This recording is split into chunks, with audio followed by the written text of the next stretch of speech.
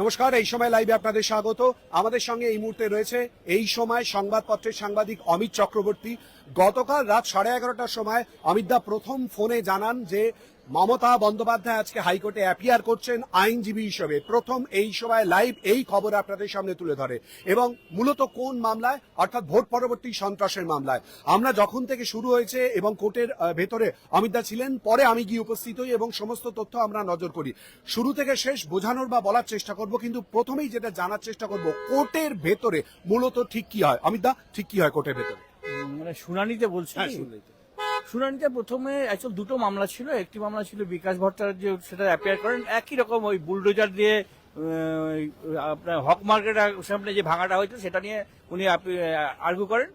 তারপরে এবারে কল্যাণ বন্দ্যোপাধ্যায়, যেটা শীর্ষান্ন বন্দ্যোপাধ্যায় অর্থাৎ কল্যাণ বন্দ্যোপাধ্যায় ছেলে, ওর দায়ের করা মামলা তৃণমূলের তরফে। সেই মামলাটায় প্রথমে কল্যাণদা বলেন যে মূল বক্তব্য হচ্ছে যে একেবারে ভোটের পর, মানে রেজাল্টের পরদিন থেকে ললেসনেস শুরু হয়ে গিয়েছে এবং সবচেয়ে বড় কথা, এখনো পর্যন্ত তৃণমূলের 10 জন মতো মারা গিয়েছেন, খুন হয়েছে, বহু লোক বাড়ি ছাড়া, বহু তৃণমূলের পার্টি অফিস ভেঙে দেওয়া হয়েছে, বহু লোককে বাড়ি ছাড়া করা হয়েছে, বহু সংখ্যালঘুদের উৎখাত করা হয়েছে, এমন নানা অভিযোগ। তারপরেই মমতা বন্দ্যোপাধ্যায় নিজে ওঠেন এবং মমতা বন্দ্যোপাধ্যায় ওঠার সময় নানান রকমের মন্তব্য ভেসে আসে আইনজীবীদের তরফে, কিন্তু এখানে পাবলিক ছিল না, বিভিন্ন রকম মতাবলম্বী আইনজীবী আছে তারা। তো একসময় আমি একটুখানি আটকাচ্ছি, যখন আমি কোর্টে প্রবেশ করেছিলাম, তুমি আমার আগে প্রবেশ করেছিলে, মানে কার্যত কোর্টরুমে একেবারে ঠাসা, নড়াচড়া জায়গা পর্যন্ত ছিল না আজকে। একেবারেই তাই। কারণ হচ্ছে যে মমতা বন্দ্যোপাধ্যায় আর্গুমেন্ট করতে এসছেন এবং একেবারে মানে আইনজীবীর বেশে, কারণ হাইকোর্টের আইনজীবীদের একটা ডেকোরাম আছে, নির্দিষ্ট ড্রেস আছে, সেই ড্রেস কোড মেনে উনি এসছেন। উনি যখন বলতে শুরু করেছেন তখন নানা রকম টিপ্পণী ভেসে আসছে। তখন নিজে উনি বলেন যে আমি 1985 সাল থেকে কিন্তু আইনজীবী হিসেবে আছি, আমার বারের মেম্বারশিপ আছে, আমি বার কাউন্সিলের মেম্বার, ফলে আমার আইনজীবী হিসেবে আমার সওয়াল করার অধিকার রয়েছে। বলার পরে তিনি এবার শুরু করেন তার বক্তব্য।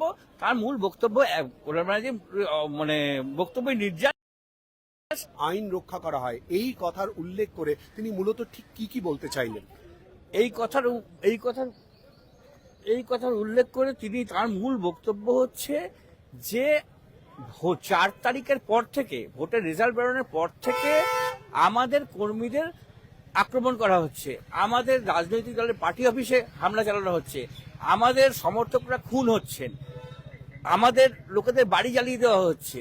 তিনি আরো একটা স্পেসিফিক বললেন যে আমার বাড়ির সামনেও শুধু সকাল থেকে সন্ধ্যে হল্লা চলছে। আমাদের বহু মানুষ আছে যারা থানায় পর্যন্ত যেতে পারছেন না, মেল করে জানাতে হচ্ছে থানাকে। রাজ্য সরকারের আইনজীবীর তরফ থেকে ঠিকই বলা হয়।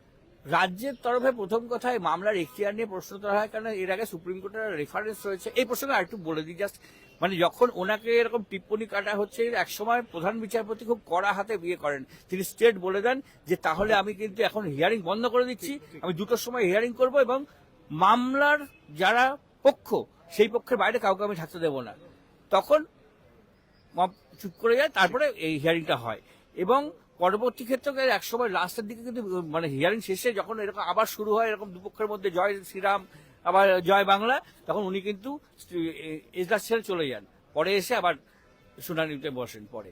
আচ্ছা, এইপরে মূলত মমতা বন্দ্যোপাধ্যায়ের মূল বক্তব্য হচ্ছে যে আমাদের লোকেদের রক্ষা করুন ধর্মাবতার। এইটা হচ্ছে ওয়ান লাইনার একদম, যে আমরা আপনার কাছে এসেছি, আপনি রক্ষা করুন, কারণ রাজ্যে আইন শৃঙ্খলার বলে কিছু নেই এখন। এটা ওনার রাজ্য সরকারের তরফে বক্তব্য যে মামলাকারী একজন আইনজীবী। এর আগে সুপ্রিম কোর্টের একাধিক মামলার রেফারেন্সে উল্লেখ করা হয় কল্যাণ ব্যানার্জি যে ওই বুলডোজার সংস্কৃতি নিয়ে। এর পাল্টা এদের রাজ্য সরকারের বক্তব্য হচ্ছে, রাজ্য এবং কেন্দ্রের বক্তব্য হচ্ছে যে এখানে ওরা শুধুমাত্র কিছু, মানে একটা বাল্ক একটা নাম্বার দিয়েছে, 2000 হামলা হয়েছে। সে 2000 হামলা কোথায়, কবে হয়েছে, কখন হয়েছে, এক্সাক্ট ডিটেল কি, কিছু নেই। আর যদি 2000 হামলা হয়ে থাকে তাহলে সেটা পুলিশকে তদন্ত করতে সময় দিতে হবে বলে তাহলে সময় দেওয়া হোক। কেন মামলাকারীরা অর্থাৎ তৃণমূল কোথায়, তিনি কি করেছেন, কিছু রঙিন ছবির সঙ্গে, ভাঙাচোরার ছবি, আগুন দেওয়ার ছবির সঙ্গে ব্ল্যাক অ্যান্ড হোয়াইট ছবি, সেই ছবিটা কোথাকার, কেন, কি বোঝা যাচ্ছে না ওদের বক্তব্য। ফলে ওদের বক্তব্য হচ্ছে যে আগে ইন্টারিম অর্ডার দিয়ে দিতে হয়ে গেলে আগে পুলিশকে সময় দেওয়া হোক, কিন্তু তারপরে এমন ব্যাপারটা গিয়ে চিৎকার চাপে শুনে একসময় হিয়ারিং শেষ করে দিয়ে প্রথম বিচারপতি রায়দান স্থগিত করে দেন। ফলে আজকে একটু পরে হয়তো রায় দান হয়ে যাবে, তখন আমরা বুঝতে পারবো যে কি অর্ডার হলো। আর অবশ্যই করে সেদিকে আমাদের নজর থাকবে। অমিতা, আমার শেষ প্রশ্ন থাকবে, যেটা তুমিও লক্ষ্য করেছো নিশ্চয়ই, একেবারে কোর্টরুমের মধ্যে থেকে যখন বেরিয়ে আসছেন মমতা বন্দ্যোপাধ্যায়, সেই সময়কার ছবি আমাদের পক্ষে দেখানো সম্ভব না, আইন বিরুদ্ধ। কিন্তু আমরা যখন দেখলাম যে একেবারে কলকাতা হাইকোর্টের সামনে রাস্তায় যখন মমতা বন্দ্যোপাধ্যায় চলে এলেন, প্রথমে দেখলাম যে গেট দিয়ে বেরোনো ছিল সেই গেট দিয়ে বেরোচ্ছেন না, তারপর অন্য গেট দিয়ে সাংবাদিকরা দৌড়ে দৌড়ে এলেন। আমরাও মমতা বন্দ্যোপাধ্যায় গাড়ির সঙ্গে গাড়ি ফলো করার চেষ্টা করলাম, দৌড়ে দৌড়ে এলাম, যদিও উনি কোনো সাংবাদিকের প্রশ্নের জবাব দেননি।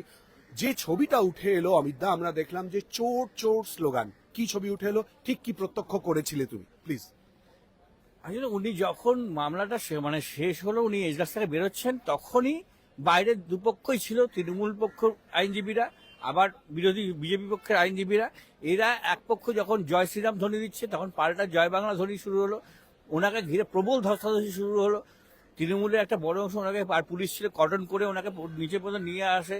তারপরে নানান রকম ল্যাঙ্গুয়েজ ইউজ হচ্ছিল। সেই করতে করতে উনি কিন্তু নেমে আসেন, এবং উনি কিন্তু কোনো মাথা গরমও করেননি বা উনি কোনো মন্তব্য করেননি। ওনার মোটামুটি কর্ডন করে ওনাকে নিয়ে নামিয়ে আনা হয়।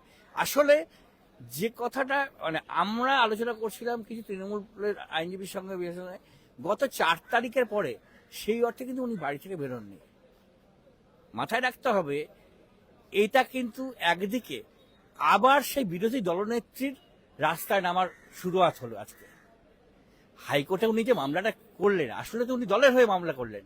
রাস্তায় নেমে যে স্লোগানটা উনি দেন, সেটা যখন দিতেন এক সময় 2011-এর আগে বিরোধী দলনেত্রী, আজকে কিন্তু আবার সেই বিরোধী দলনেত্রী 2026 সালে শুরু করলেন কলকাতা হাইকোর্ট থেকে।